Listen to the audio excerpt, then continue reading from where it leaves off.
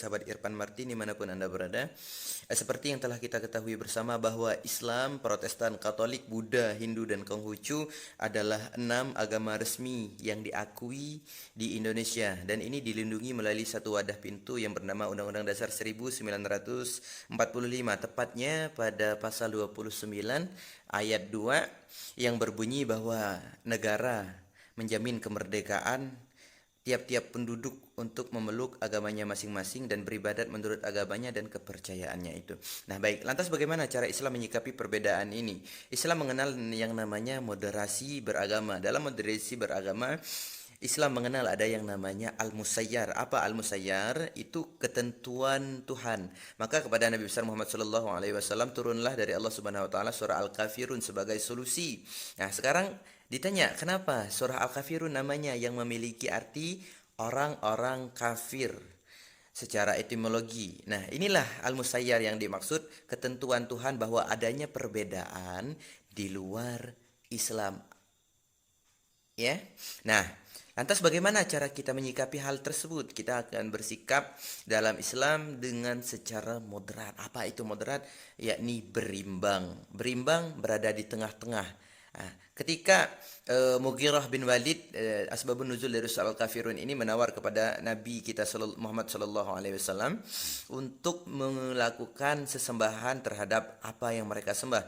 Lalu turunlah surah Al-Kafirun ini yang kurang lebih Nabi tidak mau menyembah dan Nabi juga tidak mengganggu. Inilah yang disebut berimbang, berada di tengah-tengah. Jadi moderat itu adalah berimbang, kita tidak bersikap ekstrim, tidak mengganggu, tidak menteror, tidak menghalang-halangi jalannya ibadah di luar Islam, namun juga tidak mengikuti ritual dan ranah ajaran dalam agama-agama di selain Islam.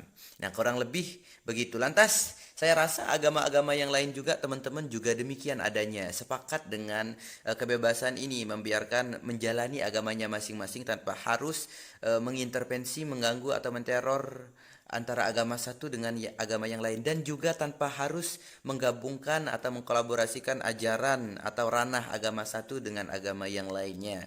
Nah, konsep seperti inilah yang seharusnya kita terapkan di Indonesia untuk menjaga kemajemukan antar umat beragama dan kerukunan antar umat beragama. Lantas bagaimana tanggapan terhadap pendeta Saifuddin Ibrahim? Ya, teman-teman sekalian, perlu kita garis bawahi bahwa ini adalah ucapan dari persona, ini oknum. Jadi jangan digeneralisir, nanti jangan disamaratakan bahwa ini mewakili umat Kristiani, tidak ya.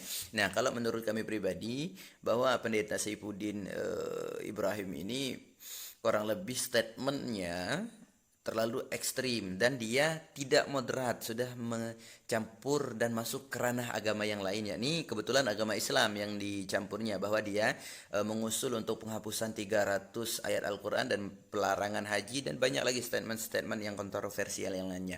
Nah, seharusnya ini yang tidak kita ikuti. Kenapa? Akan berpotensi ketika kita masuk ranah agama orang lain, berpotensinya pecah belah antar kerukunan umat beragama di Indonesia. Saya harap ini menjadi pelajaran bagi kita semua, dan ke depan kita lebih bijak lagi untuk memilih statement agar tidak mengundang pecah belah antara satu sama lain, karena kita adalah saudara yang sebangsa. Kita boleh tidak seiman, kita tidak boleh tidak sejalan dalam agama, tapi ingat, kita adalah saudara sebangsa setanah air Indonesia.